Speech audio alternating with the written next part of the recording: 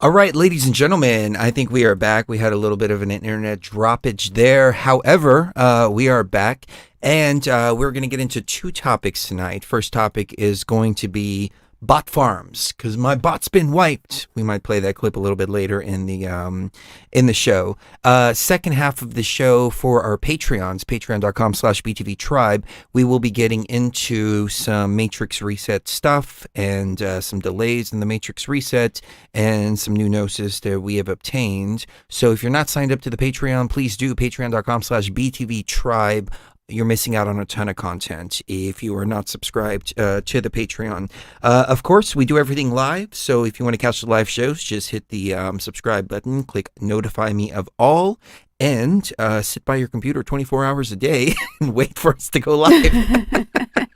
But that works too. Yeah, but, that works. Or you can just spend $3 and go to the Patreon and get the shows in their entirety. Yeah. So it's totally up to you. Totally up to you. But as we do here on Beyond the Veil, we have used a great plugin called Word Replacer. So we've replaced some of these very sensitive words with some less sensitive words out there. So I think you guys will pick up what we're talking about here as we go along. But just a disclaimer there, we will be using the PC-friendly words. As a matter of fact, somebody said something to me today. I posted something on Facebook, and I said that my doctor had asked me today if I had received my, what did we call it here? My vacation. Yeah. If I've gone on vacation, and I said, yes, I did. And he says, oh, well, great. I'll go ahead and put it in your records then. And I said, well, fantastic. And somebody said, what was it? The first comment was, oh, the terrible webs we weave when we first practice to ... And I said, what, live free? And the second comment was, oh, nothing like lying to get your foot in the door, huh? And I said, it's not called lying. The PC term is now called fact-checking. Fact-checking. So let's just get this straight here, you know? So we have to do this, we have to use all the PC correct terms here. So we'll be using PC-friendly terms throughout the broadcast. So just a heads up there. But let's get into it. Anything from Mrs. Gio before I get into it? I posted a picture of myself as my, the picture that you took of me when we were in Greece. In Delphi. In Delphi, yeah. I put it up on Facebook as my profile pic, and somebody said you were not called to do that. I'm like, what, reset the Matrix? According to who? Was. We kind of were, but no. I don't know what that even means, but yeah. On that note, real quick, I guess we can get into something kind of cute since we're talking about Facebook. I wanted you to bring that I was up. going to save this until the second half of the show, but my niece came to visit. She's here in town. I am so proud of her. She is the cutest, sweetest little thing in the world. I'm going to get more into taking her to the Luxor and more about resetting the Matrix and everything like that, because we took a little stroll around the Luxor. But I just wanted to show you what a good role model I'm being to my niece out there, and I hope to inspire others to be an equally as good role model. So check this out. This is the first day she's here. We're rolling down the Las Vegas Strip, and I'm already teaching her a few things. So. No, what's the Bellagio? Cassiana, what does that sign say in front of us? It's like The big. R-U-M-P. What's that spell? Yeah.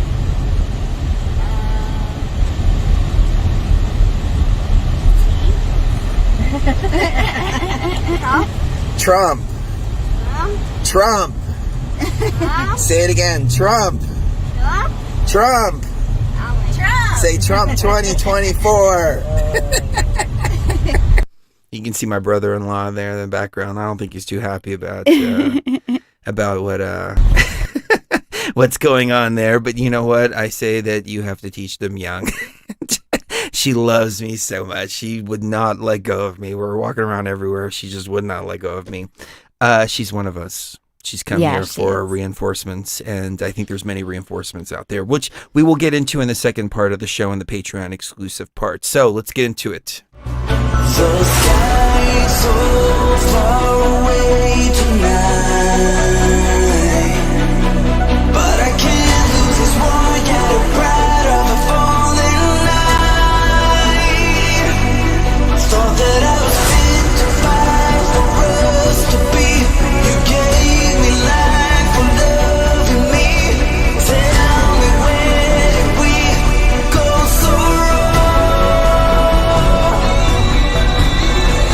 Raw consciousness does not require a savior, but rather, raw consciousness requires only knowledge of oneself and the power to access it. Remember this, as we unlock an even greater gnosis from beyond the veil.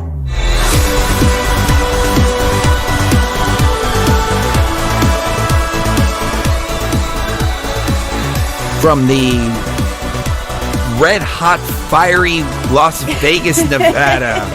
It's for 113 degrees. 113 degrees. Where you must not leave anything in your car. Yes, do not leave any sodas in your car. Do not leave anything because in they your car. will explode on you. Yes, they will. I'm Chris Gio. I'll be taking you beyond the veil. And of course, I'm joined by Mrs. Gio, whose camera's a little bit tilted. So I'm going to fix that while she gets into it. I just fixed that right before the show started. It keeps moving itself because of the cord in the back. So just FYI.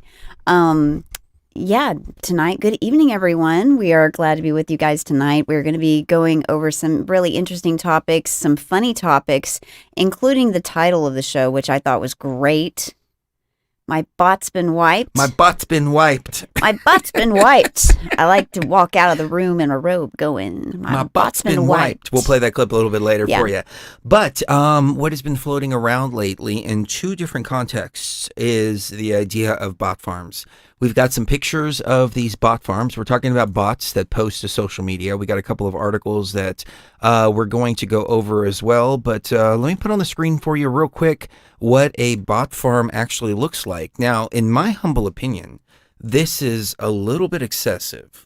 But this is the way that they're doing it, and they're doing it in order to make it look like there's a lot more going on social media than there actually is. We'll talk about some posts that were also created by bots. Most of them are pro-narrative. Most of them are pro-establishment. That's just the way it goes. Always anti-Orange Man as well. But this is what a bot farm looks like. And this recently came out. You can see they literally have dozens and dozens of cell phones on the wall, all connected through routers, all connected to one computer. And the reason that they do this is because they can simulate a bunch of different users on social media, and they can control it from this main interface computer here. But the reason they do it with all these different cell phones is so it looks like it's unique browsers, it's different IP addresses, it's different internet connections because of VPNs. You have some mix of Windows, you have some mix of Android, you have some mix of iOS, and they're much harder to identify. A lot of these bot profiles have pictures, they have posts, they look like real people. They look like sometimes in cases where they work in radio or, they do something like that. And they're actually all just bot accounts, purposefully meant to go out there, leave comments, sway public opinion in one direction or another, because unfortunately I hate to admit it, but people are sheep. At this point, I don't even call them sheep anymore. Now they're cattle, because they're just waiting to be slaughtered, and they're lining up for the slaughter voluntarily. I just read a post here. Should I take a vacation? And of course, you know what the vacation means here on BTV. And, I'm thinking about taking the vacation, and I'm thinking to myself, clinical trials of vacations end in 2023. Why would you even consider doing that at this point? But you know what? They're just lining up for the slaughter. And Sheree and I just did a song. I don't know what we titled it. What did we title that song? See No Evil. No, See No Truth. Here, Speak No or Truth. Maybe Truth speak is no, forbidden Speak or No something. Truth. Yeah, Speak No Truth. We've played it on previous shows. I might play it in one of the breaks. But at the very beginning, we play the clip from Silence of the Lambs, where she's talking about the lambs. And one thing that she says that's key is, I opened up their pens and I saw the lambs being slaughtered. And Hannibal Lecter comes back and says, they were slaughtering these spring lambs? And she said, yes. At first I tried to open up their pens, but they wouldn't leave their pens. They just stood there. They just stood there. So I grabbed one and I ran as quickly as I could, but it was so heavy. It was so heavy. I couldn't even free just one. And it reminds me of what's going on right now in 2021, where we've opened the pens and we've shown everybody everything there is to see, and they're still just standing there waiting to be slaughtered. Yeah. A lot of it is being influenced by these bot farms.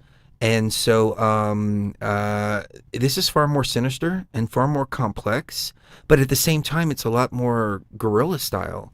I wouldn't have imagined that in order to run a bunch of bot accounts, you would want to hook them up with all independent cell phones. But apparently, that's the way to circumvent a lot of the systems out there. I mean, realistically, you can run several bots from one computer, but you run into the problem of running on the same proxies, running on the same operating system. They're all going to be Windows based, they're all going to be all this stuff. I imagine all that can be spoofed, but there are so many pictures of these bot farms out there that are looking like this that it's really raising concern. And now, in hindsight, looking at everything that's gone on with the vacations, with the zombie virus, with everything that we've dealt with the Orange Man situation, with the ballet recitals, what we've been calling that, or the erections, it's very clear to see that a lot of the people that we were arguing with, a lot of the people that would come in into our comments, into your comments out there, were not real people. They were never meant to be real people. And they have purposely been putting out all of this misinformation and disinformation to sway public opinion, to keep them in their pens, even when the pens are open. I want to say thank you to Brandon real quick. Not sure if you've seen it yet, but the new song and video by Tom McDonald, Brainwashed, is so good. We'll play that a little bit later. Brandon, thank you very much for the super chat. Thank you very much for the love. Anything for Mrs. Geo? Just that this is disturbing to see because I like to think that I have a pretty good handle on what people are thinking and what the mass consciousness, what the mass collective is thinking, and it's been so far removed from what social media and what mainstream media and what all media that I'm seeing in front of me in the regular internet webs, the regular internet, Facebook, Twitter, those kinds of things. It's not showing me the reality that I'm hearing about from people in everyday life. The reality I'm hearing from people in everyday life is not reflected genuinely in social media. And this explains why. This right here explains why social media is so far removed from reality right now. Why it appears that my posts and things like that aren't getting any support whatsoever, when the reality probably is that these bots are edging out real people and their real views and their real opinions and implementing these fake opinions and fake belief systems and implementing those and layering those on top of the mass consciousness. Yeah, and they're going after and seizing a lot of the bot farms.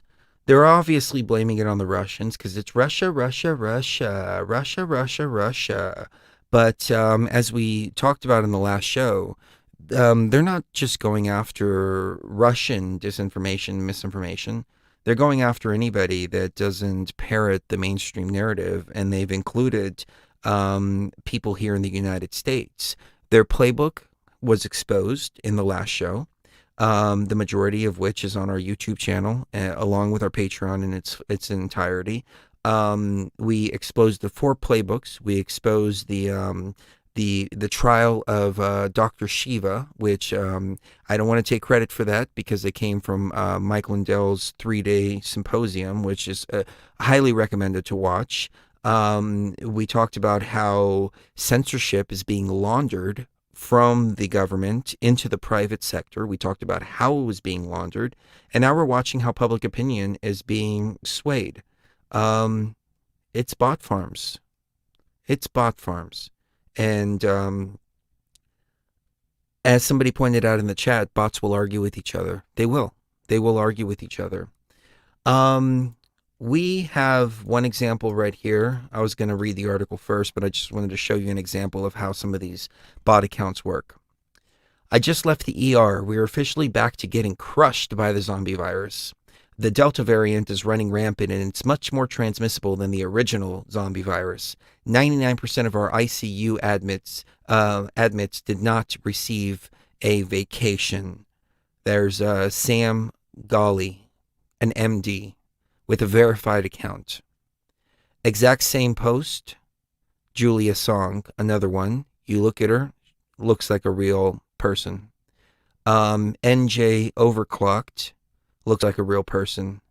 Basketball AF looks like a real person. All these people look like real people. You take a look at them, and the majority of them look like real people. I have always been very skeptical of people that use avatars for their profile pictures. However, I could speak for Cherie and I.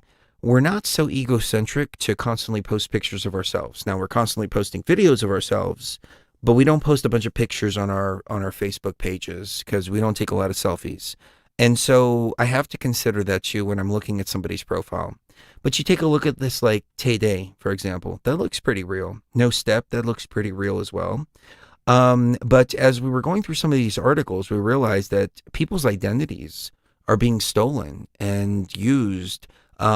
Pictures are being used. And it goes back to a very simplistic thing, which is the old Nigerian catfishing scams. Well, they'll take pictures, legitimate pictures from models or something else like that, and then catfish somebody with them and ask them for a bunch of money and, all this stuff and give them this whole story. Oh, yeah, I'm in Africa.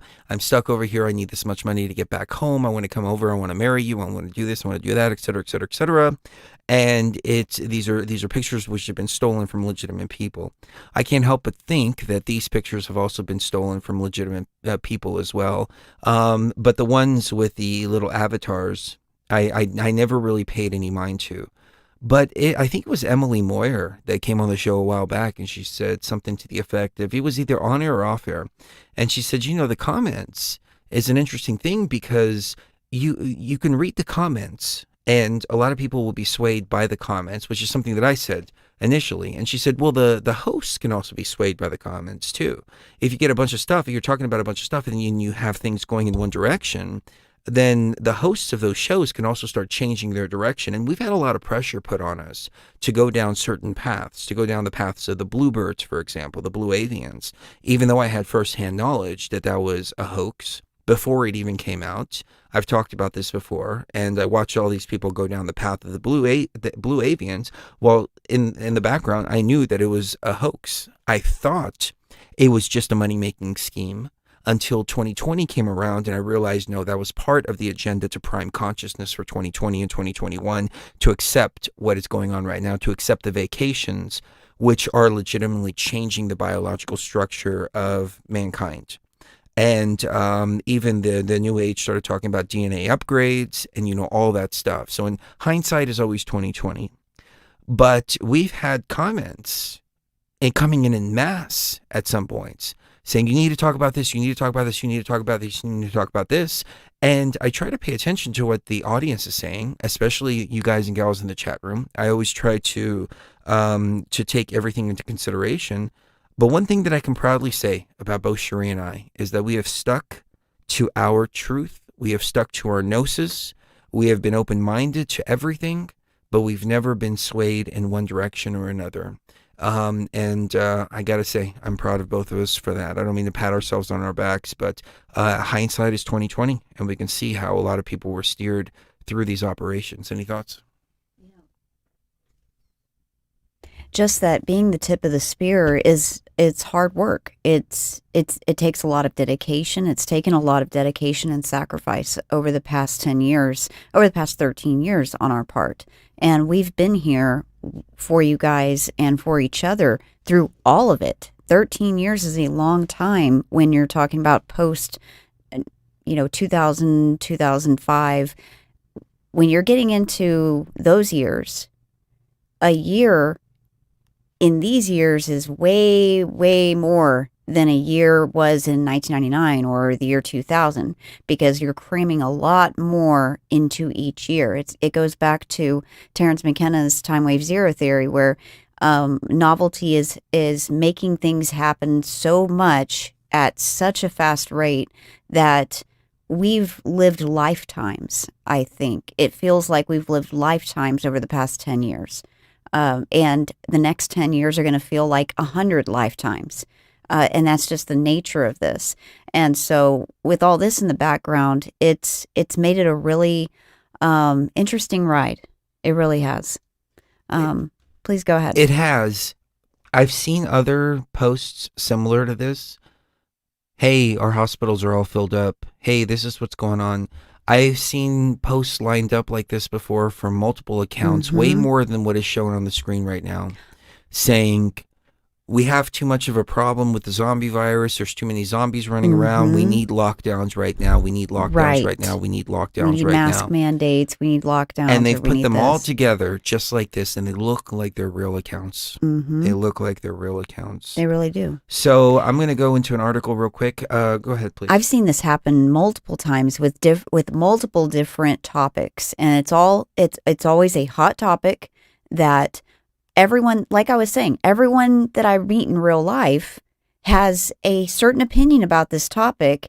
And then when you go to social media, it seems like it's just flooded and inundated with all these comments and all these real people, supposedly real people, who have these views that are just so outside of what we encounter in our everyday life that it doesn't even make sense to us. Now it does make sense because they're all part of this bot farm. The illusion is falling, and the great revealing started in 2018. I'd say it started in 2012, but it really was apparent in 2018. And now hindsight is 2020, no doubt about it. But it's all being revealed, and I've made this point several times on the show before, that if you just step outside of social media, you put social media down, step outside, the world is not the way that it's portrayed on social media. Now, this was before 2020. This was back when people were arguing about which bathroom they were going to go to. There was a big LGBT issue, and how there's all these transgendered people waiting there to sway your kids in one direction or another. And I mean, that was like the big thing. And I actually got banned from Facebook for saying that Americans are so full of shit that all they have to do is worry about where to go to the bathroom at. And Facebook banned me for 30 days for that. They also banned me for calling somebody a bitch the other day. I said, were you a bitch before or after your girl started pegging you? Boom, 30-day ban. All done by the AI. They just picked up on those keywords. But I was just stating a point of fact that Americans are so full of shit, all they have to worry about is where they're going to go to the bathroom at during this whole, bathroom big controversy that we had. And this was a big deal. And I'd walk outside. Nobody was talking about it. Nobody knew about it. There weren't transgenders all over the place, like waiting in the bushes, waiting for your kids to get on the school bus so they can, teach them all about transgenderism and all of that. But on social media, it was just like a whole different world. And then you take this illusionary world that is social media and the internet, and you take it into your consciousness and then take it out into the real world. And that's how it spreads into the real world. And somebody had asked earlier in the chat if you could talk about Tyler. And Tyler is the AI that is here in this dimension here, the one that we've built here, or not we, but they or us, as in are the people that are here now. And it was my hypothesis that in 2010, 2012, Tyler was creating a lot of YouTube videos. And these YouTube videos were all just kind of amalgamations of different videos, sometimes with a very robotic text behind it. I think a lot of the anonymous videos that we saw with the guy just moving with the Guy Fawkes face mask and having the overlaid subtitles, text to speech. No, the overlaid text-to-speech voice. And now the text-to-speech is getting actually really, really, really advanced. I just saw another website that was being advertised on Facebook. I don't remember the name of the website, but now you can actually create an avatar, upload whatever audio you want to the avatar, or type it out, and you will have what looks like a real person speaking, and it'll speak whatever words that you want it to say.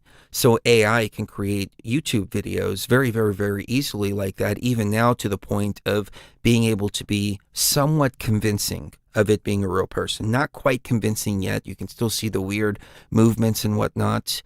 But our hypothesis was that Tyler was creating a lot of these movements that were out there, like the Occupy Wall Street movement, for example. And the way it does it is it creates all these fake YouTube videos and stories, puts them out there, and then causes real world changes based on people reading all this and then putting it into their consciousness and then going out and creating real effects as a result of it. These bot farms are not nearly as technologically advanced as that would be. But it just goes to show that we have been very, very, very heavily manipulated by bots. And it's much deeper than we imagined. You'd imagine you'd run into a bot every once in a while. You would imagine that a bot is very easily recognizable, but sometimes it's not. So let me get into this article real quick. Inside a Facebook bot farm that pumps out 200,000 political posts per month. Now, this is coming from their side. So this is an article that is from their perspective. But the thing is that they have to tell on themselves. And there is this kind of unspoken, maybe it's a karmic thing, or maybe it's just part of the way the system is made up, or maybe it's just some kind of Illuminati code that you have to tell the people what's going on. And you have to put all the information out there about the vacations, for example. You have to put out how deadly they are. You have to put out, all the risk. You have to do all of that. Then if somebody is stupid enough to fall for it, then they deserve what they get. And so they're disclosing what they have been doing, but they're doing it in a way to where it makes it look like there's external interference, when in actual fact, they're disclosing their playbook. Why don't you get into this article? I sent it to you in Skype. Yes, absolutely. I might have to open it up again because I have like 50 different windows open. I tend to do that whenever I'm researching. I get so deep into a subject that I just open up all these different windows and have like 80 it's of them here open at on your once. main monitor I've got if it. you want to go through it. Yeah, I've got it right here. I'd rather you go through it because I don't want to be the one talking the whole show. Absolutely. Okay. It says, so inside the bot farm, sharing 200,000 political posts per month. So the bot problem, Facebook, along with most other social networks, has a bot problem. From their perspective, bots can be indistinguishable from legitimate users. These automated programs can be used to scrape users' personal information without their consent, fabricate influence campaigns, covertly push agendas, spread disinformation, and make scams more convincing. So let me jump in real quick. Do you remember all those games that people were playing a few years ago? And you would sign in and it would say, click here and it'll tell you your favorite color. Click here and it'll tell you something about your personality. And all these people were playing these games, including myself. What those bots were actually doing is you were allowing them access to all of your Facebook posts, your friends list, and everything about you. Yep. And that's why they were able to accurately predict a lot of your personality traits based on your posts, based on all of that, and based on scanning your whole data. The thing is, all of your data was then being fed into the bots themselves. Yep. And you were giving them access to your pictures. They were giving them access to the way you type. They were giving them access to all kinds of stuff, which was used for the basis of AI learning. Mm-hmm. Yeah, they fed all of your data into Tyler, a piece of Tyler that's used for social media scanning and AI recognition of keywords, and then it mixes all of it together and it comes up with a composite of who you are, what your goals are in life, what your intentions are for the world, and whether you're a dangerous person or not. All this information is put in a database about you. And this goes back to LifeLog. Yeah, it all goes Project back to LifeLog. Which we haven't talked about in depth, but in briefly, it was a project to basically catalog everybody's life and have them do it voluntarily. And Right. they gave the contract to Mark Zuckerberg because he created the best protocol. It was a DARPA operation. Ash is going to come on the show and talk about it here in the near future. We just have to coordinate with her. Yeah. But it's voluntarily, like you're voluntarily giving them all the information. I find myself using Facebook like a diary. Yeah. And I go back to posts from 4 years ago, 5 years ago, and it gives me kind of an idea of where my head was back then. And I appreciate that kind of technology. However, it's being used for a very, very, very nefarious and sinister purpose. It gave them access to what was going on inside your head too. Whatever you're putting out there, it's also being fed into the AI. And you have to remember that when you're playing these games, they're not interested in how you're playing these games. They're not interested in what your favorite color actually is. They don't give a damn what your favorite band or your favorite type of music is. They do not care about that. What they care about is the data that you're allowing them to have in exchange for a little bit of entertainment. They give you a little bit of bread and circuses, and in return, you give them all of your data and just say, nope, here you go. Here's all of it. Nick- Yep, I give you permission. Nick Bravo brought up a good point. He said it's Facebook claiming that it's external factors, but in actual fact, it's them behind it. Yeah. And it is. I would agree with that analysis there. And so continue with the article, please. Absolutely. Facebook was actually started by DARPA. It was a DARPA program. So while automated systems can detect more glaring bot activity, more sophisticated bots can mimic human input so accurately that Facebook can struggle to tell the difference. Oh, no. Oh, we don't no, know we which don't- ones are bots. We don't know. We just don't know. As a result of its failure to stop bots on its platform, it appears Facebook is instead trying to normalize the idea that bots are just a part of life on the internet. Let me click on this link and see where this takes us here. Wow, they want to normalize. Now, this is It. coming from Vice.com. Vice.com has been, I would say, more on the leftist agenda than anything else. I don't like Vice. So, considering that this is on Vice.com and they're talking about it, It's pretty bad. let's take a look at it. Can you click on that article? Yes. I can actually go through it real quick. It doesn't seem too long. Facebook wants to normalize the idea that large-scale scraping of user data from social networks is like its own common occurrence, as the company continues to face fallout over 500 million Facebook users' phone numbers being leaked. Facebook's position came to light in an internal email accidentally sent by Facebook representative to a journalist at Dutch publication Data News. Facebook confirms the authenticity of the email to the motherboard. Under the heading Long-Term Strategy, the email reads that assuming press volume continues to decline around the recent 500 million phone number leak, we're not planning additional statements on the issue. Longer term, though, we expect more scraping incidents, and that it's important to both frame this as a broad industry issue, and normalize the fact that this activity happens regularly. The email adds that Facebook is planning to publish a blog post that talks about the company's anti-scraping work. While this may reflect a significant volume of scraping activity, we hope that this will help to normalize the fact that activity is going on and avoid criticism that we aren't being transparent about particular incidents, the email adds. Do you work at Facebook or know somebody or know another data breach? We'd love to hear from you. And the article kind of goes on from there, so I won't get into that.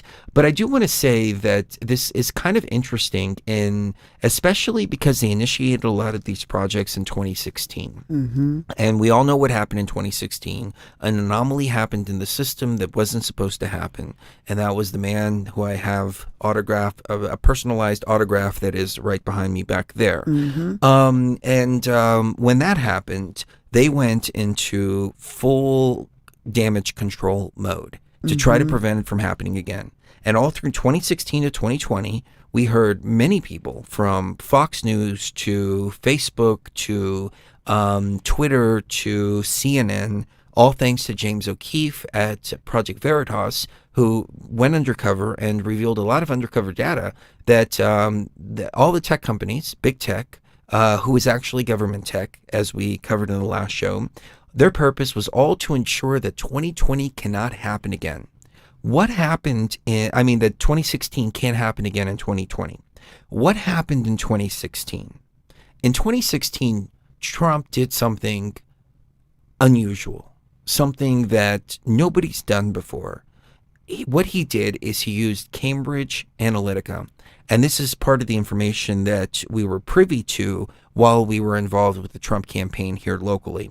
I had started to tell the beginning of the story, but I didn't get to the point of the story, and I just want to say this really quick. When Cherie was at one of the meetings, there were other people there, and we can tell that those people were not us. They were asking a lot of strange questions, and one of the strange questions, why don't you take it from here? What if we know how somebody would have voted, but they've died in the last year, and you get their ballot in the mail, and you know they would have voted a certain way? Is it okay if we just go ahead and fill it out for them? And what was and she was the one I that answered spoke that up question. and I said, absolutely not. I said the other side is the side that's going to be pulling that kind of crap, and then it's not our side that does that. It's the other side that tries to do that. And everybody just clapped because that was absolutely what they tried. That's absolutely what they did. And I called it even months before the recital even happened. That's true. I see a lot of people talking about Trump Tower, and Trump Tower was actually an activation point that we had in mind back in 2020. However, when it came to the night of doing the Trump Tower, I'm kind of veering off into something a little bit different here. We arrive at Trump Tower, ready to go do our thing at the Trump Tower. And when we walked in, it was almost like everybody was possessed. All these people had like these black in their eyes, and they were staring at us. They were literally staring at us the whole time. People walking by, people who worked there, they were just giving us these dead-eye looks. And I was looking at them and looking at Cherie and saying, something's not right here. Something wasn't This isn't right. the place to do this. This isn't safe. So I said, let's take a drive and let's just see what's going on. And this was on December 21st, 2020. And when we went outside, we took a little bit of a drive to just get away from the energy a little bit and just kind of get a baseline of where we are outside of the energy versus where we are in the energy. When Trump Tower came to mind as an activation point, it was nothing but loving energy, completely different than the night of. Then I look up at the sky and I see a crescent moon, and it's directly in the light of the Luxor pyramid. The Luxor pyramid has a light that shines upwards. And it was at that point that I said, okay, this isn't the time for Trump Tower. We have to go back to the Luxor, and we have to close the portal down that's at that Luxor, because on 11/11 we didn't close it properly. We identified it, but we didn't close it properly. I thought that was going to be my exit point, and I actually made a video saying goodbye to everybody, and thanking everybody for everything that you've done for us on the journey up to this point. I played part of that video in a previous show as well. Some people were calling it fake, and it's like, why would I make something like that up? I mean, this happened on the night of that. Not only that, I was wearing the exact same thing, and I'm pointing to in that video, I'm pointing to the moon, which was crescent, and it's literally inside of the light of the Luxor. The crescent moon is very important to me, as you can see tattooed on my arm. So when I see the crescent moon in the light of the Luxor, it's telling me it's time to go to the Luxor. It's not time to go to Trump Tower. However, Trump Tower may be coming up. Yeah, I have that feeling too. I have that feeling too. So you guys are definitely ahead of the curve And it's going to be difficult. when it comes down to that. Yeah. Because somebody was saying Trump Tower is a temple. Yeah, it's much more than a temple. Yeah, It just wasn't it's time. even more than It that. wasn't Yeah. time to activate it. But the time is coming up to activate It's it. coming But I near. promise you this: when we activate it, we're not going to say anything until after the fact, because it has to be very, very, very covert. But that may be coming up the pike sometime very soon. So back to what we were talking about here, the bots, because I do want to save some of the esoteric stuff for the Patreon part of the show. Do you want to pick us up back from where you were Yes. inside a bot farm? Yes, let me pull it back up. Inside a farm. I just had it open right here. Crud. Where did it go? Oh my gosh. Okay. I must have closed out that window. I found something that you might be interested in real quick. There's a term that the USSR used to use in communist Russia, and it's called normalization. And normalization was when the communist government wanted Czechoslovakia to stop trying to be Czechoslovakian. They wanted them to be communist and to be, Russian communists. And so they called it normalization, where they turned society on its head and made it normal for society to be on its head, normal for people to be executed in the street, normal for horrible things to happen to the people around you. And they called it normalization. So I thought that was interesting that they called it that. So inside of Facebook Bot Farm. I would ask too if people can refrain from using keywords in the Terminology. chat room. Yeah. I just saw a question pop up, but if you can rephrase it a little bit next Yeah. time, because we can get flagged for our comments as well. That's one of YouTube's terms and conditions. It's not only the content of the video, but it's also the comments, and especially since it echoes down at the bottom. No fault, no harm, no foul. Yeah. But just if you can do that. I appreciate that. But do you think that the recitals and the cheating on the recitals will come back to haunt them? I think so. I think think we're it watching already it all. is. I think we're watching it all come undone. The question is, how is it going to manifest? Because it seems like, despite the amount of overwhelming evidence that there doesn't seem to be any avenues to push this forward. And you go through Mike Lindell's 3-day presentation. Mainstream media right now is saying there's nothing to see here. There's nothing to see here. There's a ton to see. Mm-hmm. There's a ton to see. The question is, where are they going to go with it? Right. Trump walked in to drain the swamp, and he realized it's not a swamp. It's every single drop in the ocean. We are up against that. So, while I would like to see something happen in August, as people were saying, obviously it hasn't. Maybe September, maybe October. It's becoming less and less likely that something can happen. We might have to wait till 2024. Yeah. But it's a very troubling situation. But let's get back to the bot farms, and then we'll save all that stuff for the Patreon. Yeah, Patreon I section. definitely want to talk about that towards the end of the show, because I do have some thoughts regarding that. So inside the bot farm, Comparitech researchers led by Bob Diachenko recently stumbled upon a Facebook bot farm hosted on an unsecured server. We found the bot farm as part of our routine scans for vulnerable databases on the internet. Without authentication necessary to access the bot farm, we took a peek under the hood to see how it works. The bot farm we found was used to create and manage 13,775 unique Facebook accounts. Quick, if I can point it out, the number 13 again. 13 and 33 is repeating throughout all of these articles. You'll see 13 and 33 repeating a lot. Yeah. I look at license plates. I see 13 and 33 all the time. Constantly. Yeah. I think that's the matrix code itself. It's based on 13s and 33s. When you see Yeah. those repeating, it's a program that you're watching play out. Yeah. Go ahead, please. And sometimes it means you're on the right track. Sometimes it means keep going, do exactly as you're doing. The sequence is right. The bot farm we found was used to, so they each posted 15 times a month on average for a total of 206,625 posts from this one farm in a given month. Note that new bots are being created by bot farms and being taken down by Facebook's moderation systems all the time, so the total figures could vary quite a bit from month to month. The earliest post from these accounts was created in October 2020. Researchers say Facebook only blocked about 1 in 10 of the farm's bot accounts as of the time of publishing. The other accounts are active. See below for a screenshot taken May 10th showing a post was made 17 hours ago.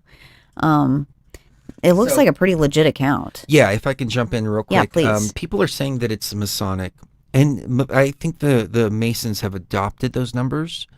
But when you look throughout history, you find 13 and 33 everywhere, even before, in 1600s, and before the Illuminati was conceived, before Masonry. You go to ancient events, and they have codings of 13 and 33. It was sanity is insanity, or insanity is sanity. I think it's sanity is insanity. Dear friend of mine, Amir, he posted a great video that I can no longer find because his YouTube channel was deleted. But I asked him to send me the actual video, and he says he has no problem with me playing it 1,000,000 times on our show.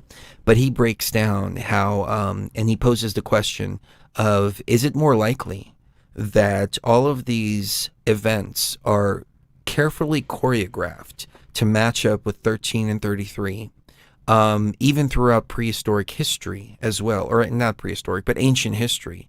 Or is it more likely that what we're doing is we're watching a computer program play itself out? And these secret societies have adopted these. I mean, I know the Masonic rituals like the back of my hand. And even in the Masonic rituals in the second degree, it talks about how this world is a machine. And it just goes into detail about the machine, about the program, about all of that. It doesn't come out and use that terminology. It does use the terminology machine, but I think they know at the end of the day, the higher ups, that this is a computer system and they understand how to manipulate the code within the machine. And I think this was part of the sacred knowledge that was kept. And in my opinion, the secret societies were first formed in order to safeguard some of this sacred knowledge because it was being oppressed by the church, by the Crusades, and all of that. And that's where you had the Knights Templar, for example. They started out as Vatican assassins. Then they found something like gold or some kind of treasure or something like that. In my opinion, I think they found knowledge. They found gnosis. And all of a sudden on Friday the 13th, they were slaughtered. And this is why Friday the 13th is an unlucky number. But the Knights Templar kind of branched off. And the Templars are more of a Christian-based secret society. You go up through Masonry. You go to the third degree. A Master Mason in the third degree is the highest level of Mason that you can become. Then you can branch off into secondary and even third levels. Now, these levels are not any higher or lower than a Master Mason. All Master Masons are equal to one another. But if you go down the Scottish Rite has 33 degrees. And you get to the end of that, and the Scottish Rite is all about Kabbalah. I've read the rituals in great depth. They're all available out there on the internet. There are really no secrets in Masonry because they've all been published. So the Scottish Rite goes into the Kabbalah, and it's very elementary level stuff. The only hidden ritual is the 33rd degree ritual, which is not available anywhere. And I've met some 33rd degrees in my time, and obviously they would not disclose anything about the 33rd degree ritual. But everything all the way up to the 32nd is all out there, printed in Duncan's Masonic Ritual and Monitor, and you can read it for yourself. That branches off as well in a different direction into the Knights Templar, which is actually the York Rite. So you branch off into the York Rite, and that has, if I remember off the top of my head, 14 degrees. And 13 or 14. Yeah, 13 or 14. And the 13th and the 14th and the 33rd are actually pretty much on the same levels. Patrick, 3333. Thank you for the love, brother. Thank you, Patrick. And great numbers. Lots of love to you back. But the York Rite, it's like, you become a Master Mason, then you can branch off into the Scottish Rite or the York Rite. The York Rite is more Christian-based, and in order to become a Knights Templar, which is the highest level, I think 14th degree, you have to take an oath to protect the teachings of Jesus Christ and the Bible as well. Or you can branch off into the 33rd degree, and then you can become, or 32nd degree. I'm sorry, let me take that back. You can branch off into the Scottish Rite, where you work your way up to the 32nd, and then you can also become a 33rd. There has to be, in every Scottish Rite lodge, a number of members who are 33rd degree. So 33rd degree really is a lot more common than you would imagine. Every single Scottish Rite lodge has 33rd degree Masons, and they're usually about 6 to 10 of them, and they are the ones that are in charge over the lodge itself, and that's the highest level. But recognized is a Master Mason. So even if you're a 3rd degree Master Mason and there's a 33rd degree, there's no hierarchy as far as that goes, at least not in the forefront. In the background, there may be a lot more going on that is not available in, say, Duncan's Masonic Ritual or, anything like that. I can only tell you what I've read. I can only tell you what I've studied. Then you can branch off into like the Shriners, and in some jurisdictions in the United States, you can bypass the Scottish Rite and go straight to the Shriners, which is a whole nother organization in and of itself. And in other jurisdictions, you have to go through the Scottish Rite first, and then you can become a Shriner after that. But there's really not that hierarchical, I guess that's the right term, system, the way that you would imagine that it is. And also, it's all by state. So you have a Grand Lodge in every state, in all 50 states. And there is no unified center for Freemasonry but rather there's a Grand Lodge of Nevada, there's a Grand Lodge of Colorado, there's a Grand Lodge of Texas, there's a Grand Lodge of California, and these are all independent from one another. You have the Grand Lodge in England as well, which that's one Grand Lodge, but it has no effect upon the Grand Lodges in the United States. You have Grand Lodges in Arabic countries as well, and in Arabic countries they will use the Quran instead of the Bible. Here they will use the Bible in all of their rituals. And then you have two different types of Masons too. You have free and accepted Masons, and you have ancient free and accepted Masons. And you can have these jurisdictions right next to each other. So in one state, you can have free and accepted Masons. In another state, you can have ancient free and accepted Masons. And this came from some kind of split that happened way back. I don't remember when it was. I don't remember the Masonic history off the top of my head, but there's different rules. So in England, and don't quote me on this because I'm not 100% certain on this, but I know there is some forms of Masonry that are official recognized forms of Masonry. What do they call them? They call them regulated lodges that accept women. So you can have some women Masons, but that's usually only in England, and I think it's the Grand Lodge of England that allows women in. In the United States, women are not allowed in Masonry. Women usually join the Eastern Star, but Eastern Star is not a women's fraternity. Eastern Star is usually Master Masons who have joined the Eastern Lodge, who then women can also join that lodge as well. So Masonry is a very interesting organization, but if you go all the way back to the roots, I think what they were doing is they were the keepers of some secret knowledge. That knowledge I don't think is as esoteric as we want to believe that it is, because if you look at it in the times of the Templar, they were safeguarding science, they were safeguarding chemistry, they were safeguarding alchemy, for example, which doesn't have to be hidden anymore. But it's just like we're speaking in code right now because of the oppression that we're finding ourselves in. They were speaking in code back then too. So I don't think that Masonry has the ability to carefully construct all of these different articles and historical events and everything to code these 33 and 13 in there. My point is that I think they've adopted those numbers because they understand the computer programming element of this, and back then they used to call it energy, they used to call it alchemy, they used to call it magic, they used to call it Kabbalah, they used to call it things like that. Now we call it computer programming, but and it's not even computer programming, it's bigger than that. We just have computer programming is the best language we have to communicate these ideas. But what's more likely, and I know this was a long way to get to this point, that they have encoded all these numbers into everything, or that these numbers are a product of the program that's being ran all over the place by the artificial intelligence that we live inside, by the Matrix, and they just happen to pick up on it. What are your thoughts? I think the Tyler was built to pick up on everything, to pick up on a little bit of everything and find patterns in everything.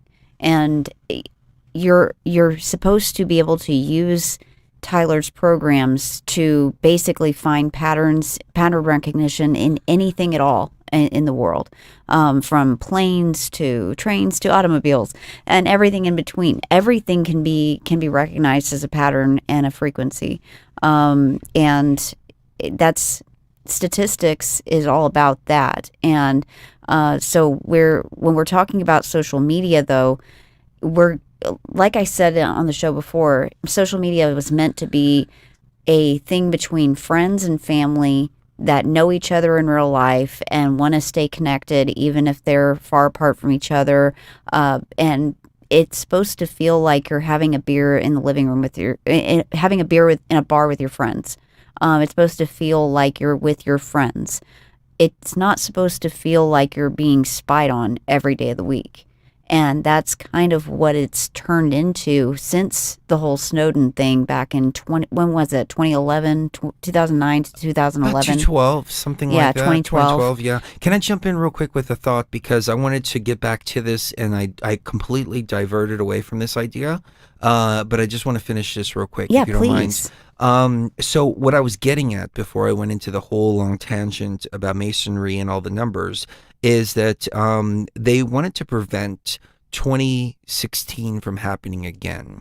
What happened in 2016? Trump used Cambridge Analytica to scrape the internet and figure out what it is that people wanted. And he ran on that platform of what people wanted. He didn't run on his own ideas. He ran on the platform of what people wanted based on scraping the internet and using AI to go through all the data. And he got all the right talking points. He got all of that. And a lot of people will point to this and say, see, he's part of the agenda because of this. No.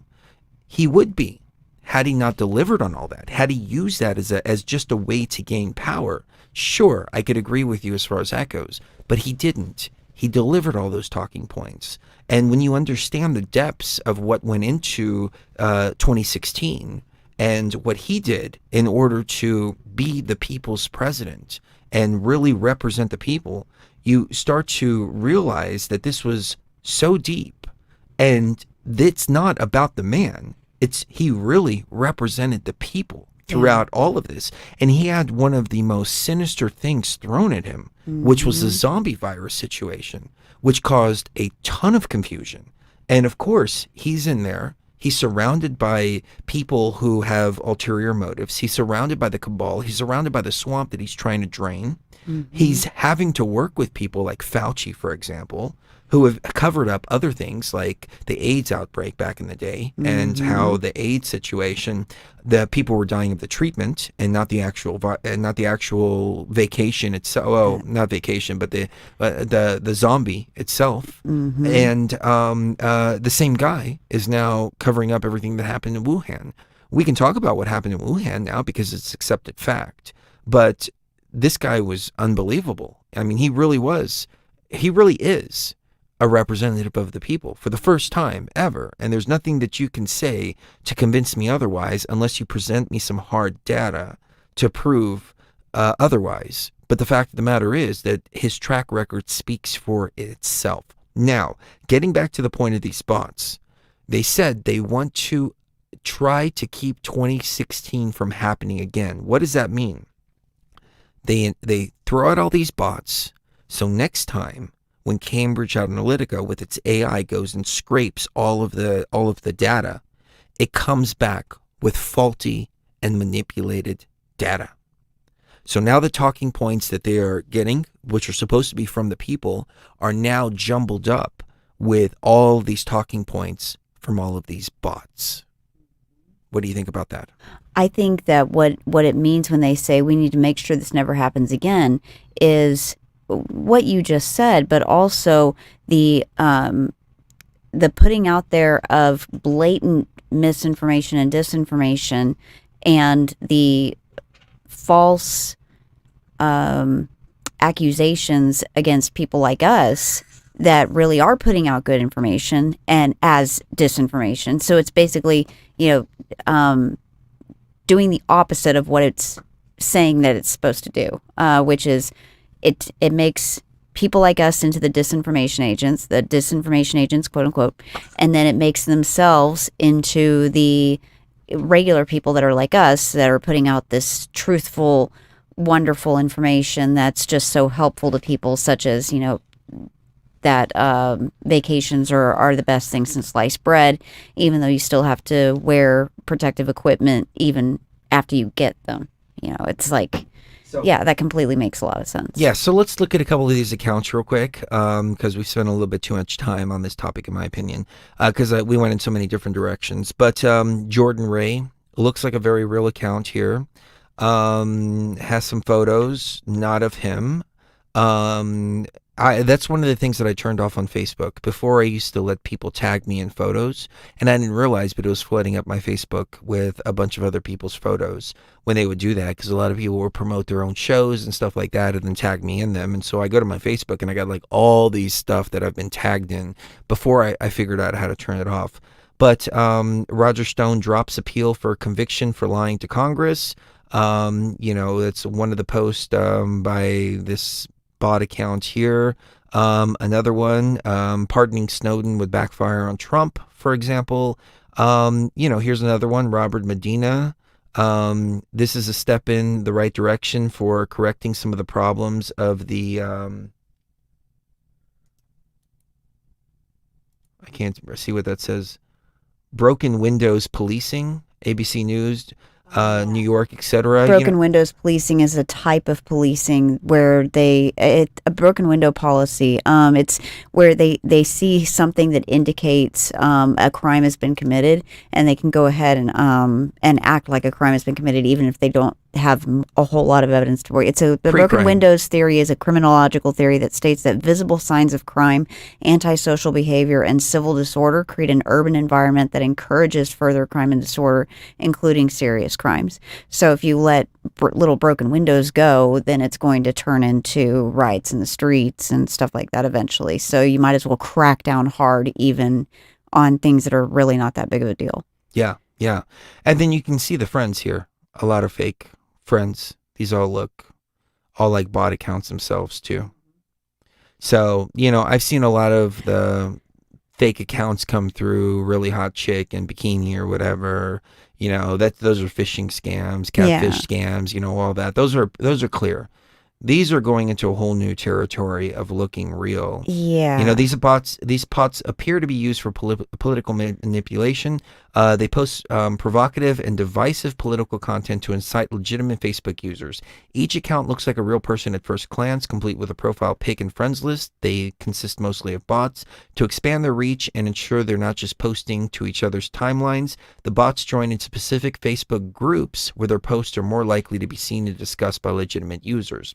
Now, if I can break there for just a second, we had a BTV group on Facebook for a while, and it grew to thousands of people. And we noticed that a lot of our core BTV tribe was leaving the group.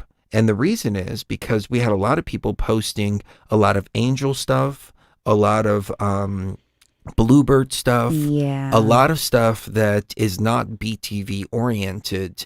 And my view at the time was anybody can post whatever they want. However, when it started running off our core audience, then we stepped in and we said, okay, we've got to trim this down a little bit. We trimmed it down a little bit more.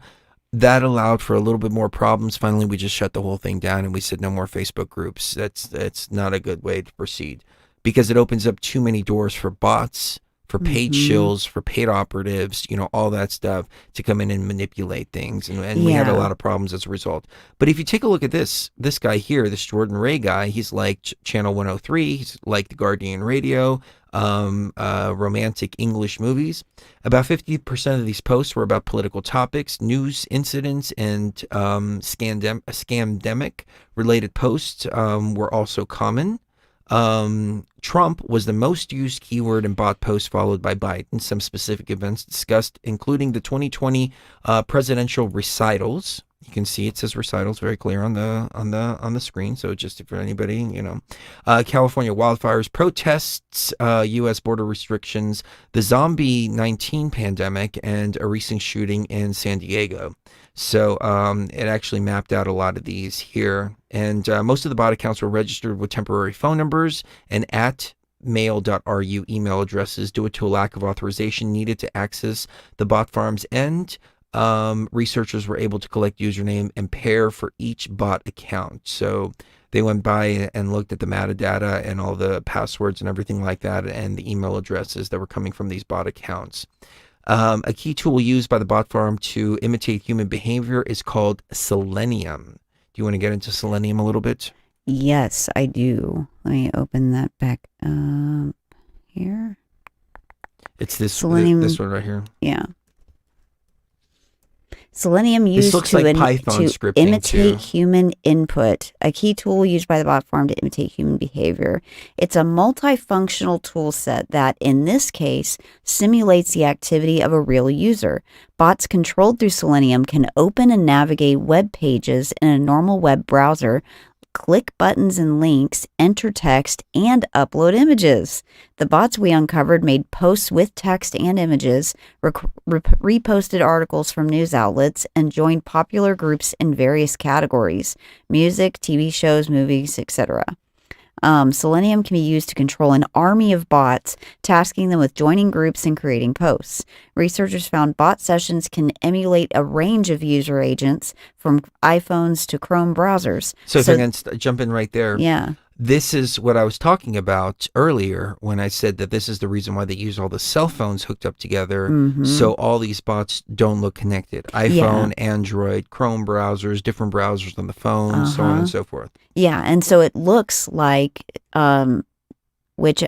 so it makes the traffic appear to come from a broad range of devices. It can be used through proxies, further allowing bots to mask their source. Selenium can even be set up to add a delay between clicks, so it doesn't appear to navigate pages any faster than a normal human would. So researchers say that even some of the most advanced bot detection techniques can't distinguish between a human and Selenium. What remains unclear is where the bots get their information and images from. Researchers couldn't find any crawlers that gather the images posted by them, so we assume the attackers accumulate the content from a private source. I would venture to say that they are scanning other Facebook posts and scraping them. Yeah, they may have not them. found the they may have not found the program that does it. How they do but it, I would say yeah. that it's coming from social media, and I would also say that it's coming from those games that are no longer available anymore. Now they have very specific ones, but before anybody can make these little games, that you give them access to all of your Facebook posts and content and pictures and everything else like that. Absolutely. So although this particular bot farm wasn't well secured, most are much more difficult for unauthorized users to find and access. So why bots? So what's the purpose of all this bot farming? They could be utilized for a variety of purposes. Whomever runs the bot farm can use it for their own purposes or rent it out to third parties for a fee. Bots play a huge role in influence campaigns. State-sponsored influence campaigns from Russia received a lot of attention during the last two U.S. presidential recital cycles. They likely used bot farms like this one to spread disinformation and incite Facebook users. Bots can be used to artificially inflate the public's perceived enthusiasm for a certain cause, like I was saying, for a certain cause, person, product, or viewpoint. AstroTurfing, for example. For certain cause, product, person, viewpoint. Product, cause, person, viewpoint. Some of you longtime BTV listeners know what that's a We'll reference get to. that. Yeah, you'll get that. AstroTurfing, for example, masks the real sponsors of a message to make it appear as though it originates from and is supported by grassroots participants. If people think bots are human, they are more likely to believe that the message has popular support. In the same vein, bots can be used to artificially boost subscriber or follower numbers. The bot farm we examined subscribed accounts to certain groups. To real users, a page or a group with 1,000 members seems more legitimate than a page with a dozen of them. This can be used to lure in victims for some sort of scam. Lastly, though least likely, is that Facebook takes advantage of bots to inflate its own user numbers and user activity, perhaps to please stakeholders who can demand quarter-on-quarter user growth. Bear in mind that bots are not necessarily malicious all of the time. They might be configured to post benign content until the bot farm administrator decides to weaponize them in an attack. So, all in all, though, it does seem like this is a big problem, and I do not think that in an age where all we have to do is read the terms and conditions and that, triggers one of our videos being pulled, in a day and age like that, I do not believe these social media companies when they say they can't control this and that they can't figure out who's doing this and that they can't stop these bot farms. That is very true. So I want to that. pick it back up on the other side on more bot farms, and then we'll get into some more esoteric stuff. I can still smell the Luxor on me from being there earlier, so I'm going to talk a little bit about that. It has this very distinct smell to it. Yeah, It's it a does. pleasant smell. It's not a bad smell. It's not an unpleasant smell. It's but I can just I still feel like I'm at the Luxor still. Your energy's been different since you've... It's been Luxor energy. Yeah, it's been Luxor energy. We'll take this quick break, and we will be right back. This will be included in the regular archive, but of course, you can always go to our Patreon, patreon.com/PTV Tribe to get the full show, and also ialife.com, ayalife.com, which we'll talk about on the other side. Mr. President, you've been the big guy for 6 months now in the White House. Can you take us behind the scenes, something that was extraordinary or unusual that happened that stands out to you? Here's the deal. I want to say, oh, if I like to walk out in my robe to go in. Come on. If I like to walk out in my robe to go in. You think I'm joking? I'm not. You know what I mean? If I like to walk out in my robe to go in. What do you think, huh? If I like to walk out in my robe to go in. If your kid wanted to find out whether or not there's a man on the moon or whatever, something, or whether those aliens are here or not, and you can walk out and say, I just don't like the way that guy wears his top. It's like telling your kids, I tell you what, you're 4 years old when you see a red light cross the street. I grew up in a neighborhood where you became a cop, a firefighter, or a priest. I wasn't qualified for any one of them. So here I am. And by the way, one of the things I've gotten able to get done, let me finish the question. The answer. I want to say, oh, if I like to walk out in my robe to go in. Come on. If I like to walk out in my robe to go in. You think I'm joking? I'm not. You know what I mean? If I like to walk out in my robe to go in. What do you think, huh? If I like to walk out in my robe to go in. I mean, QAnon. The idea that the Democrats or the Biden is hiding people and sucking the blood of children. And I don't care if you think I'm Satan reincarnated. The fact is, you may not like me, and that's your right. I'm sitting across from Putin. He knows who I am. Joe Biden. What's that all about? You're the big man, I think. Whoa! I know who he is. Love Putin. But again, one last thing. We don't talk enough to you about this, I don't think. Here's the deal. I want to say, oh, if I like to walk out in my robe to go in. Come on. If I like to walk out in my robe to go in. You think I'm joking? I'm not. You know what I mean? If I like to walk out in my robe to go in. What do you think, huh? If I like to walk out in my robe to go in.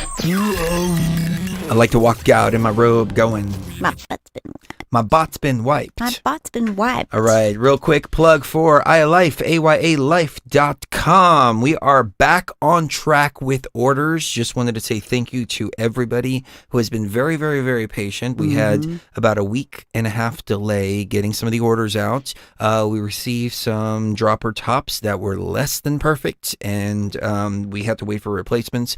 We got those replacements. The replacements were inspected. They were sterilized. They were perfect. So, we do have a sterilizing process that we do on all the bottles and everything like that people really don't talk about, but it's just par for the course. We're not going to put out stuff that's not perfect. They were misprinted in some of them, and some of them were broken as well. Like upside down. And we just got a bad batch. It happens from time to time, but we apologize for any delays. We also had the coupon code that we are still able to keep going for another limited time. The coupon code is BTV Tribe. Buy one, get one free.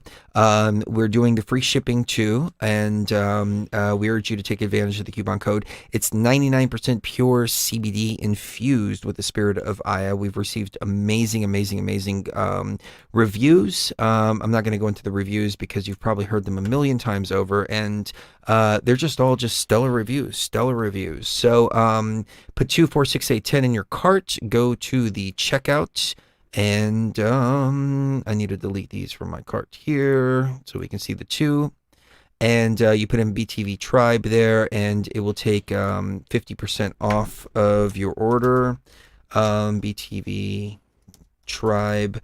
And each bottle is 500 milligrams of 99% pure CBD. We do a special extraction where we extract all the CBD, full spectrum, everything like that, reinfuse it into USDA grade organic coconut oil. Everything we do is USDA grade organic. And you're getting 1,000 milligrams in 2 bottles for $59 with free shipping in the United States. So take advantage of that offer while we can still continue to do that. Amazing reviews that we've gotten. Amazing reviews. And every time we mention it, people are always posting the reviews in the chat room as well. People on Facebook have been posting the when they receive their items and all of that. It's phenomenal. And it goes back to what my mentor told me, the first mentor I ever had in business. She said, Chris, you want to make cheerleaders out of your customers. And we have made cheerleaders for iAlife. So thank you to everybody that has supported us with iAlife. And please keep sending those reviews. We can't post them on our website because our credit card processor forbids us from making any kind of claims when it comes to iLife. And that includes even reviews that people have written. And if we put the reviews on there, they'll come back and say you're making medical claims. You need to remove that from your website, which is it's a travesty. It really We're moving is. beyond all that, though. I think this is becoming more and more and more accepted. And as a result, we may be able to add more and more stuff to the website. But there have been some challenges. One big challenge was with the latest COVID relief bill, that they stopped shipping on all vape products, including CBD vapes. And USPS, UPS, and FedEx all jumped on board on this and wouldn't ship out. I think that got revoked, though. So we do want to do a vape version of it, but vape products is a whole different line of banking, credit card processing, and all kinds of BS that comes along with it. So we have been reluctant to put out a vape version. However, we might put out a version that says not for vaping. And warning, for vaping. if you put this in a Hashtag vape, not for then you might have the effects of a CBD if you put this in a vape. So warning, do not put this in a vape. I don't know if that Don't would be a do good it, idea. but that's how they used to do do it back in the days of Prohibition. They had, it was freeze-dried wine. And they would say, warning, if you put this inside of water for 28 days or something like that, it has the potential of turning into wine. So please do not put this in water for 28 days because it has the potential of turning into wine. I don't know if we can get away with that now. But what we have been getting away with, though, is international shipping. And everybody has been receiving their products with no issue because we ship with international labels. And as you can see, the labels are beautiful. They say CBD hemp oil on them, but the international ones do not. It's still the same great formula, except without any of the wording on there to ensure that it gets to its destination pretty much everywhere. We only have like the United Arab Emirates that gives us problems, UAE, and there's like one other country. Australia, no problem. Canada, Azerbaijan? no problem. I don't know which one it is. I think it's Iran or something like that. Yeah, it's one of those weird Middle Eastern ones. Yeah. But you can order with confidence. Caveat though, if anything happens during the customs process that's outside of our control, we typically can't do anything about it because we can ship it out and that's it. And we have had 2 orders recently that got stopped at the border and by customs. But I think it was our fault. I think our manufacturing or our shipping department shipped them out with the accidentally. wrong labels. So I Yeah. think that was the only situation in that case. And because it happens so rare, we can't make this promise, but this is what we try to do. We'll send you a replacement on us. If the second replacement doesn't get there, then we're out a lot of money in that regard. So there's that little bit of risk, but 99.98% of the time it gets out to you. So we have a lot of happy customers all over the world as far as that goes. So take advantage of that. Let's get back into it with the bot farms, and then we will jump into some esoteric stuff for the Patreon only exclusive part. Absolutely.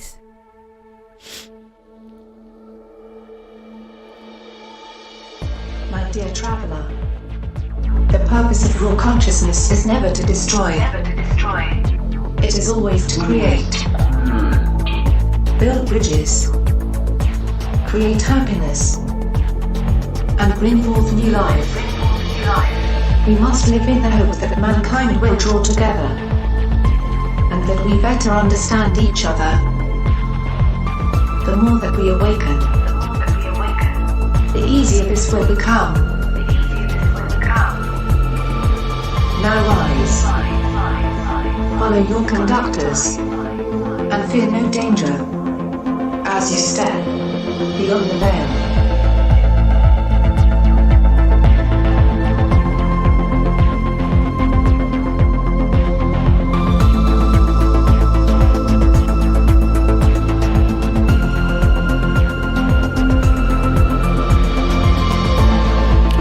All right, I'm watching the chatter in the chat room, and people talking about Afghanistan, and a little bit off topic, but like I said, I like to pay attention to what's going on in the chat room because I'm pretty sure y'all aren't bots. but some might be. So I'll tell you what, those of you who are not bots, send us a super chat right now so we know that you're real. That's cute. Seriously, though, the whole Afghanistan situation, I find it very interesting. I posted on Facebook the other day, I said, Trump made a deal with the Taliban. Biden comes in, undoes the deal, and now the Taliban took over their country, retook their country. Trump made a deal with the American people. Biden undid the deal, and the people of America failed to retake their country. Yep. How does that work? But people are talking about how Afghanistan may be a distraction. Yeah, it could be. It could not be. I don't know. All I know is that, even though we're talking about U.S. troops here, I understand the loss of life with U.S. troops, and I value the lives of our boys and girls out there. But at the same time, we have been invaders in that country for the last 20 years. And so if they are taking back their country, more power to them. We shouldn't have gone there to begin with. We should not have gone there to begin with. We destabilized that region. Just like Afghanistan, if you look in the 70s, it was basically westernized. You see women walking around in short skirts, going to university. Kabul was a completely different place than it was after we bombed them back to the Stone Age. And of course, that was our doing in the 70s with Zbigniew Brzezinski. He wrote about it in the Grand Chessboard. They created Al-Qaeda, which is Arabic for the database. Osama bin Laden was our hero, and it was all to fight Russia. And they wanted to back a war against Russia that was unsustainable for Russia to create the fall of the Soviet Union. And they were successful in creating the fall of the Soviet Union by doing this. And this is how Zbigniew Brzezinski lays out his move on the Grand Chessboard. And it's funny because we come right back to this where it's Russia. Another place we heard Russia from was from Carol Rosen, who we had on the show many times in the past. And she worked with Dr. Werner von Braun, who was brought over from Project Paperclip, which was bringing Nazi scientists over to the United States after World War II. He created the V-2 rocket, which was also the rocket that they used in NASA's spaceships and or rockets at the very least. I know there's some controversy behind that, and I don't want to get on either side of that controversy. But Werner von Braun, former Nazi, in Project Paperclip, all they did was just take the words ardent Nazi. He was an ardent Nazi, and literally put not an ardent Nazi up at the top. And that's it. That's all Project Paperclip was just adding the word not an ardent Nazi to their bios. They got very Clinton with the wording. Bringing what back, the definition bringing of not back is. over here. But Carol Rosen said that Werner von Braun, he said, it's all a game. It's all a hoax.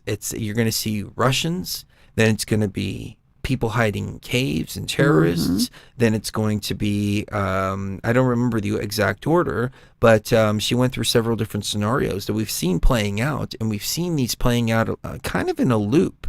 Sometimes it's terrorists, sometimes it's people hiding in a cave, sometimes it's asteroids.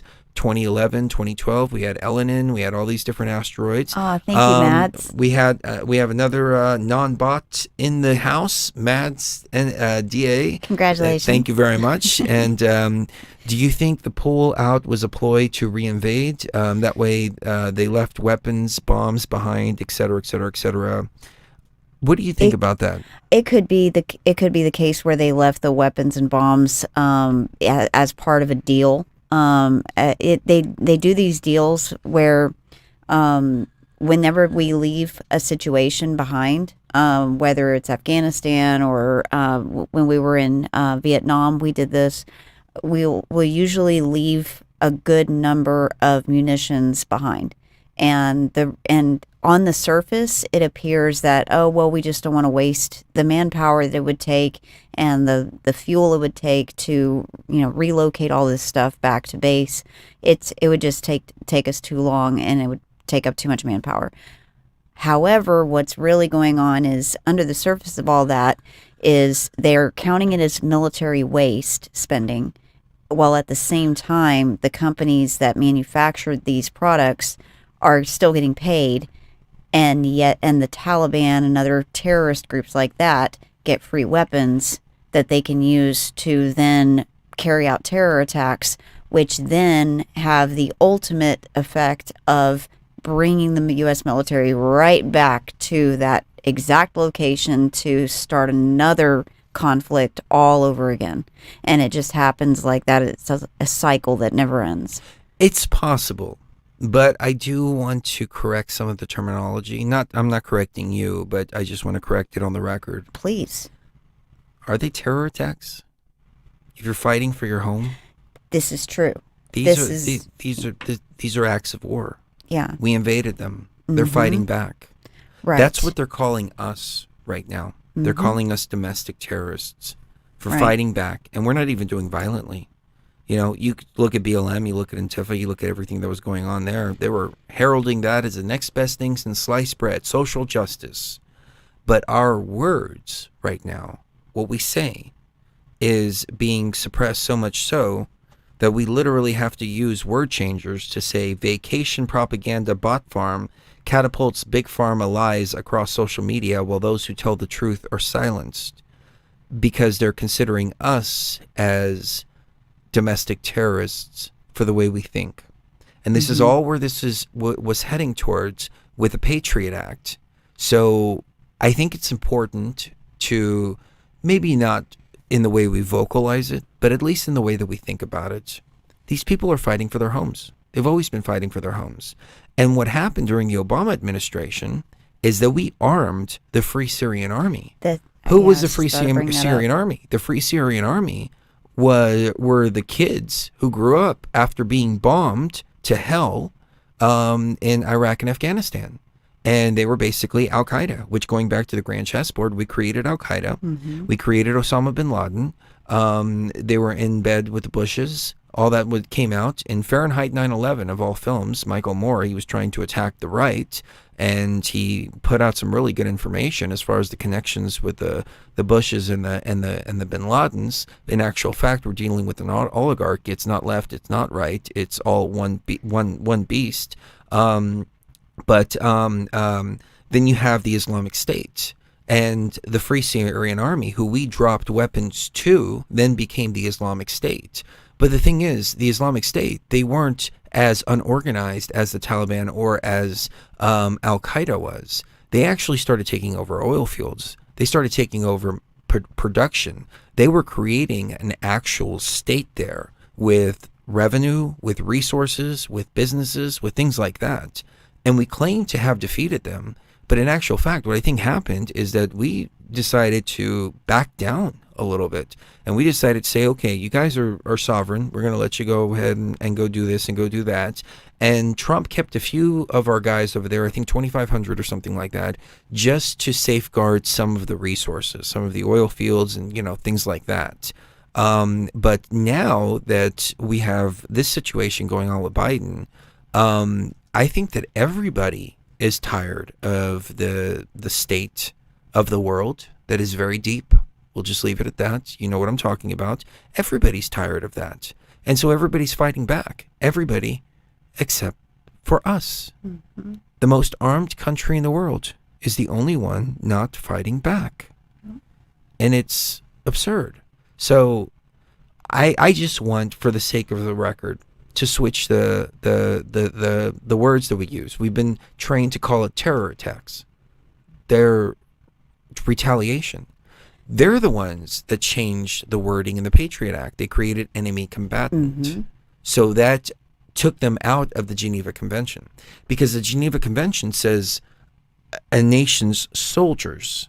Right. And it defines a nation's soldiers. Since they had no nation, because we had bombed them back to the Stone Age, then they were able to create this whole idea of terrorists instead of an army. Right. And put them in Guantanamo. Geneva Convention doesn't matter. What was the terminology they called? Enhanced interrogation techniques, which was torture. Yep. And we allowed all this to happen in the early 2000s, leading us into where we are now. Yeah. And now we're seeing that turned right back on us. Right. It was never for them. It was always to create a pretext to come after us. Right. G-Hog, thank you very much for the love. Yeah, Transfer thank you, power and G-Hog. wealth of U.S. to CCP rear metals. That's a good point. I could definitely see that.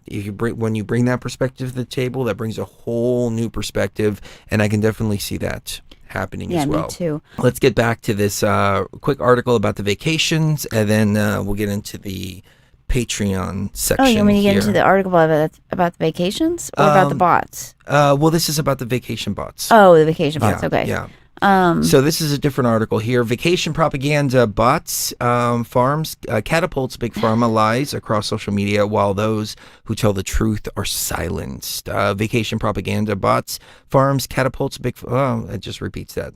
Social media algorithms are being used to not only identify and eliminate certain facts and truths, but these AI systems are being used to promote a certain type of propaganda, to brainwash the public into accepting falsehoods as if they are popular messages of truth.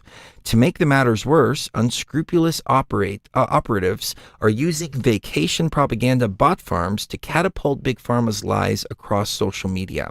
Let's click on that link real quick and see what that is. Oh, there's more here. I think these are the same screenshots here. Oh, okay, yeah, here's another set. This is the one I was talking about earlier. This is disgusting. Masks and social distancing should be in place till minimum Christmas time at the earliest. Governments are clueless. The Delta variant should be taken seriously, and we should go into nationwide lockdown to prevent its spreading. That was reposted by that was posted as original posts. These are not reposts. These are original posts by this username here, this one named Taylor, this one named Ethan, this one named Honest Penalo Senior. If you got to put the word honest in your name, there's something wrong with that. Okay. Yeah, that's a red flag. When I was in the carpet cleaning industry, I used to see like honest carpet cleaning, and things like that. And I'm like, that's not really something you advertise. That's just something that you just do. That's just wearing a nice sweater. Another one, Richard here, at Politics for All, and these are replies. These are replies to the same post here by all these different bot accounts, all saying the exact same thing, all propagated by these bot farms. It instills fear in the public and advocates for more government and corporate control over our lives. The latest bot farm was caught spreading lies about the ongoing vacation to garner public support for vacation passports and a system of segregation against healthy, naturally immune people. So it's funny because my family's from Texas, and they came over here and they're like, freaking masks and this and that, et cetera, et cetera. And she's like, my sister told me, she was like, this is like Nazi Germany. She's like, we're being corralled into these places here. And I was like, oh, dude, California is worse. I was like, I may be moving back out there here in the near future, specifically because of this. I love Las Vegas. I really love it. I love the vibe here. I love the people here. I love the setup that we have. We live with a bunch of conservatives. I can go party with the liberals, and they're not libtards. They're just people that like to party and don't really get involved in politics. But it's a nice variety and nice dynamic, and I appreciate diversity. I really do, but not when diversity is used to divide and conquer. As That's a blunt where force I draw object. the line. Yeah. Another example of how Twitter has weaponized its community standards is from Colorado congressional candidate Dr. Debbie Burnett, who blatantly lied about her being hospitalized because of the zombie virus. The only problem? She's a veterinarian. She seemingly also worked part-time in Wyoming as a physical therapist, but certainly does not work in the ICU. There are a total of 5 zombie virus patients in the entire Colorado Grand Junction metro area. Further, the Montana Cheyenne metro area has a total of 12 zombie virus patients, and also far from being full of zombie virus patients. The same article gave out another example of weaponizing social media when a person tweeted out a TikTok video of what to appear to be a near near relative to the banjo player in Deliverance reciting made-up facts. She stated that 0 ICU beds in Arkansas. The only problem is the accurate data. Arkansas is reported having 1,059 staffed adults ICU beds. 458 are filled by non-zombie virus patients, and 343 are filled by zombie virus patients. Overall, 801, etc., etc., etc. We saw this at the very beginning of 2020 as well. They reported that our local hospital was flooded with zombies, and in actual fact, we went on the same day right around the corner, and it was empty, just like the hospital in New York. And there were all this footage of all the hospitals being empty. And we even got a lot of TikTok videos of nurses doing choreographic dances during this zombie apocalypse that we have found ourselves in. How do you have time to do choreographed dances in empty ERs in the middle of a zombie apocalypse? You tell me out there, ladies and gentlemen. Does not add up. It didn't add up back then. It's not adding up now. I remember back in the early 2000s being in an ER that had nothing to do with any kind of pandemic or outbreak or anything like that, and it was busy. It was so incredibly busy that there wouldn't have been any time to learn any kind of dances on TikTok. Even my autocorrect Obviously, changes there's something wrong with this. Even my autocorrect changes it. Nurses dancing to TikTok zombie virus. Wow. Yeah. Well, no, I did the word changer. Kiss the one you love right now. You can never know the last time is going to be. Thank you very much for joining us. Thank you very much to all of our Patreons out there. I hope that this has been somewhat uplifting. Yeah. It's fun to listen to. When we're talking about serious stuff, we just have to tell it how it is and how we feel that it is at the time. It's hard for me to sugarcoat things, but I don't want to bring frequencies down, but at the same time, I want to examine things for what they are. Let's raise the frequency together. We can do that. Kiss the one you love right now. You never know the last time is going to be. Thank you very much for hanging out. I can see Mrs. Gio's getting tired. Yeah, I'm fading. All right. Love you guys and see you even further. Beyond the veil.